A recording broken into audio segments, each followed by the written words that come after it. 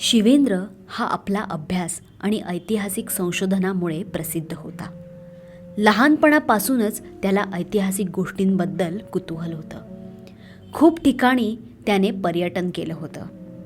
पुढे कॉलेजमध्ये सुद्धा त्याने इतिहास हाच विषय घेतला. कॉलेज संपल्यावर त्याने PhD करण्याचं ठरवलं. आत्तापर्यंत त्याच्या संशोधनाने अनेक हरवलेल्या गोष्टींना प्रकाशात आणलं होतं. एके दिवशी तो आपल्या खोलीत अभ्यास करत होता. वेगवेगळे फोटोग्राफ सारखे पाहत होता. आपल्या नोटपॅडवर काही मुद्दे लिहून घेत होता. खोलीमध्ये जुन्या फाईल्सचा पसारा झाला होता. शिवेंद्रला कशाचेही भान नव्हतं. एवढा तो आपल्या कामात मग्न झाला होता. तितक्यात दरवाजावरची बेल वाजली. दुपारच्या निवांत शांततेत शिवेंद्रला एकदम दचकायलाच झालं. आत्ता यावेळी कोण असेल असा स्वतःलाच त्याने प्रश्न केला आणि दरवाजा उघडला. दरवाजा उघडल्यावर समोर कोणीच नव्हतं. आजूबाजूला बघितल्यावर सुद्धा त्याला कोणीच दिसलं नाही. कोणीतरी चुकून बेल वाजवली असेल असा विचार त्याच्या मनात आला आणि दरवाजा बंद करायला जाणार तेवढ्यात त्याची नजर जमिनीवर गेली. खाली एक एन्व्हलप पडलेलं त्याला दिसलं. त्याने उघडून बघताच त्यात एक पत्र जळालेल्या कागदासारखं दिसत होतं आणि त्यावर काळ्या शाईने काही ओळी लिहिलेल्या होत्या. 2 शतकांपूर्वी हरवलेला निशांतगड कधीच सापडला नाही, परंतु तुझ्या ज्ञानामुळे तो शोधण्याची वेळ आली आहे. याचं उत्तर जुन्या वाड्यात आहे.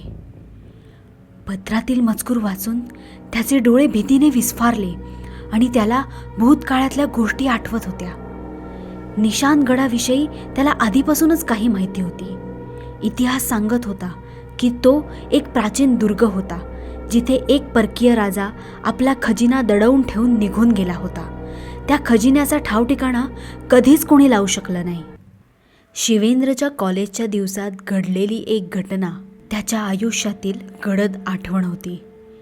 त्याच्या इतिहास संशोधनाच्या वेडामुळे त्याने आणि त्याच्या 2 जवळच्या मित्रांनी पुरातन किल्ल्याचा शोध घेण्यासाठी मोहीम आखली होती. या मोहिमेदरम्यान त्याचे मित्र अजय आणि राघव एका गडाच्या भग्नावशेषात अचानक बेपत्ता झाले. शिवेंद्रने त्यांना शोधण्यासाठी जीव तोडून प्रयत्न केले, परंतु त्यांचा काहीच थांगपत्ता लागला नाही. तेव्हापासून त्याच्या मनावर एक ओझं होतं. कदाचित माझ्या हट्टामुळेच ते बेपत्ता झाले असतील. या अपराधी भावनेने तो सतत त्रस्त होता. आजही तो इतिहासाचा अभ्यास करताना त्याच आठवणी त्याला त्रास देत होत्या.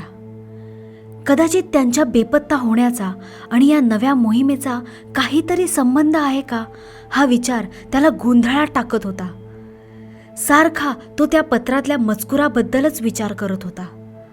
पण त्या पत्रातील जुना वाडा हा उल्लेख वाचून त्याच्या मनात थोडी अस्वस्थता दाटली, कारण लोकांमध्ये त्या वाड्याबद्दल भुताटकीच्या आणि गूढ घटनांच्या कथा पसरलेल्या होत्या. शिवेंद्रने पत्र पुन्हा पुन्हा वाचलं. कोणी हे पत्र पाठवलं असेल याचा त्याला काही अंदाज लागत नव्हता. तो जुना वाडा दूर असलेल्या गावात होता. वाड्याला जाण्याचा मार्ग फार कठीण होता. वाड्याच्या ठिकाणी जायला एक मोठा डोंगर पार करून मग एक नदी पार करून जायला लागत असे. तो पुन्हा पुन्हा त्यावर विचार करत होता, पण इतिहासाची आवड त्याला स्वस्थ बसू देत नव्हती आणि पुन्हा एकदा हे भूतकाळातलं रहस्य सोडवण्याची संधी दुसऱ्यांदा त्याच्या आयुष्यात आली आहे हे पाहून शेवटी त्याने आपल्या असिस्टंटला कॉल केला.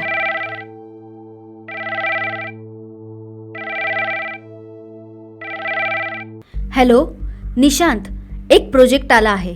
आपल्याला जुन्या वाड्यावर जायला लागेल. शिवेंद्रने निशांतला सर्व डिटेल्स सांगितले.